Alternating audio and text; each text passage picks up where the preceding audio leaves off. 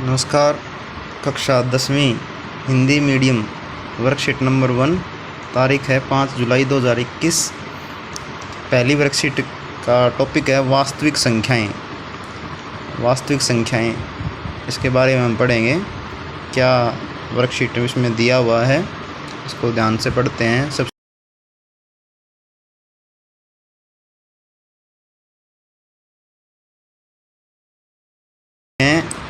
सहभाज्य संख्याएं वे संख्याएं होती हैं जिनका उभयनिष्ठ गुणनखंड केवल एक होता है, जैसे कि 2 और 5।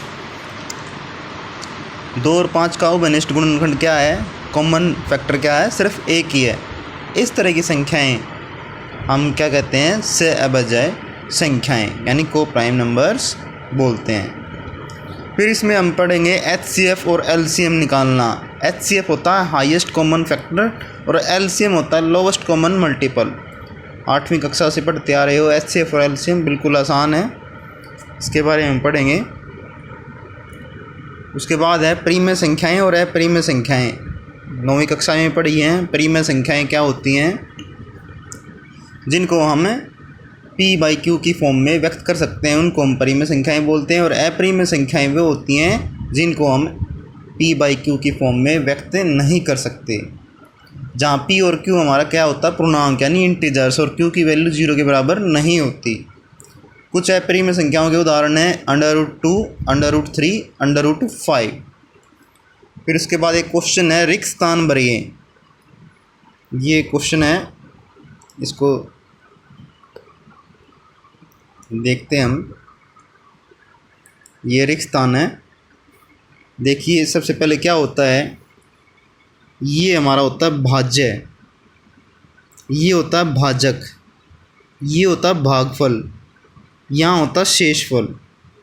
भाजक को बोलते हैं डिविज़र, भाज्य को बोलते हैं डिविडेंड, भागफल को बोलते हैं कोशेंट, शेषफल को बोलते हैं रिमाइंडर। यानी भाज्य क्या होता है? भाजक गुना भाग,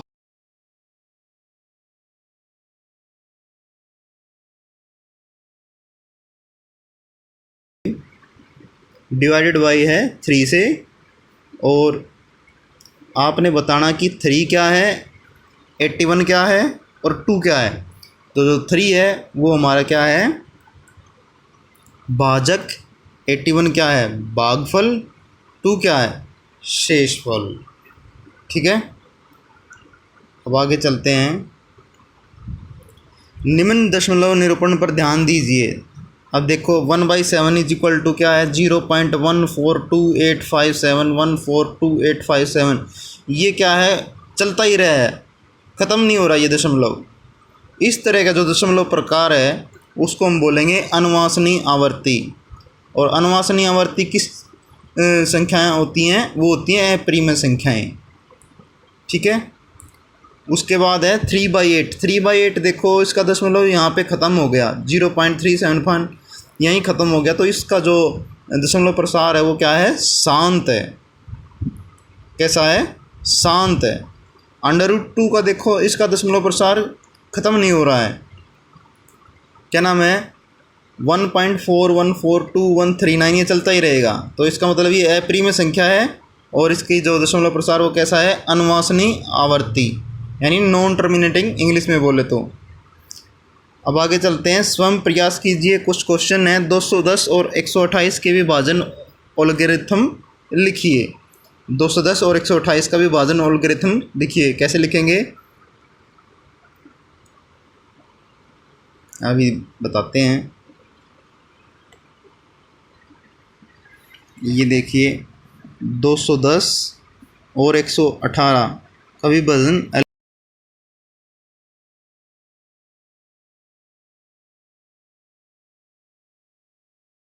तो सबसे पहले ये गया 1 पे, 210 118 में से गए 10 में से 8 गया 2, 10 में से 1 गया 9। अब क्या करेंगे? इस 118 को यहाँ लिखेंगे। अब गया दोबारा ये 1 पे, 8 में से 2 गया 6, 11 में से 9 गया 2। अब 92 को हमें यहाँ लिखेंगे। तो 92 को ये गया 26 3 जा 78, ये बच गया अब इसमें से 14, और यहाँ आ गया 26, 14 1 जा 14, अब आ गया ये 12 आ गया। अब 14 को हम यहाँ लिखेंगे, 12 1 जा 12, बच गया 2। अब 12 को हम यहाँ लिख देंगे, 2 6 जा 12। जब तक भाग करते जाएंगे जब तक यहाँ लास्ट में से शेषफल क्या नहीं आ जाए 0।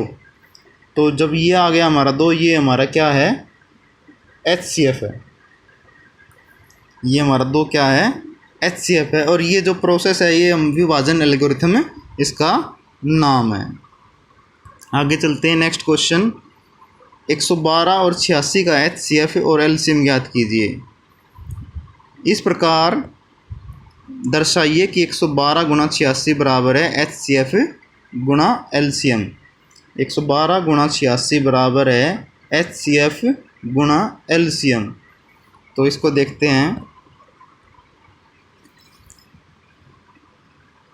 देखो HCF और LCM ये दो नंबर्स हमारे, इन नंबर्स को हम बोलते हैं A और B। इन दोनों की हमेशा जो गुणा है वो किसके बराबर होता